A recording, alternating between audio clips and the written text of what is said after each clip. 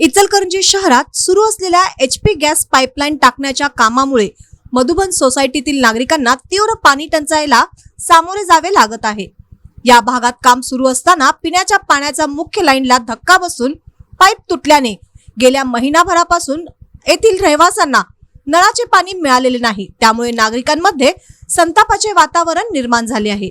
स्थानिकांनी वारंवार महापालिका प्रशासनाशी संपर्क साधून तक्रारी नोंदविल्या, मात्र अद्यापही ठोस उपाययोजना करण्यात आलेल्या नाहीत। ठेकेदाराकडून केवळ तात्पुरत्या स्वरूपात तुटपुंज्या दुरुस्त्या करण्यात आल्याने पाणी पुरवठा सुरळीत झालेला नाही, अशी तक्रार नागरिकांनी व्यक्त केली। करदाते अजूनही मूलभूत सुविधांपासून वंचित राहावे लागत असल्याने नागरिकांमध्ये नाराजी वाढली आहे। या पार्श्वभूमीवर माजी नगरसेवक संजय केंगार यांनी संबंधित ठेकेदारावर कठोर कारवाई करण्याची मागणी केली आहे। त्वरित पाईपलाईन दुरुस्त करून पाणी पुरवठा पूर्ववत न केल्यास संबंधित कंपनीला इचलकरंजी शहरात कुठेही काम करू दिले जाणार नाही, असा इशाराही त्यांनी दिला। पाणी पुरवठा लवकरात लवकर सुरळीत न झाल्यास तीव्र आंदोलन छेडण्याचा इशारा मधुबन सोसायटीतील नागरिकांनी दिला आहे। त्यामुळे प्रशासनाने तातडीने लक्ष घालून समस्या सोडवावी, अशी मागणी जोर धरू लागली आहे। परिसरामध्ये इचलकरंजी महानगरपालिकेच्या हद्दीमध्ये रुची इन्फाटेक या कंपनीकडून इचलकरंजी शहरामध्ये ठिकठिकाणी HP गॅस लाईनचं पाईपलाईन टाकायचं काम चालू आहे।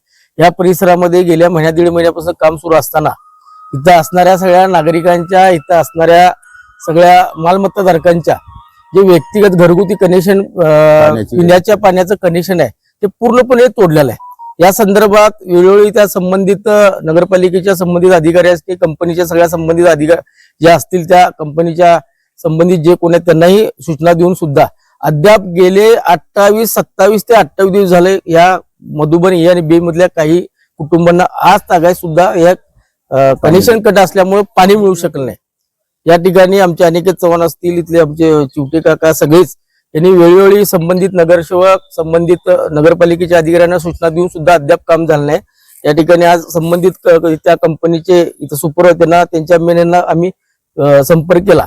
पूर्ण जे जोडकाम सुद्धा सुरू आहे ते तीन ठिकाणी निरकुश दर्जाचं करून तिथं एल्बो लावून त्या ठिकाणी ते एमसेल लावून ह्या पद्धतीचं करल्यात, म्हणजे निव्वळ लोकांना मलमपट्टी करायचं काम चालू आहे। आज जर व्यवस्थित नाही झालं तर उद्या ह्या संबंधित कंपनीला गावात कुठेही काम करू देणार नाही।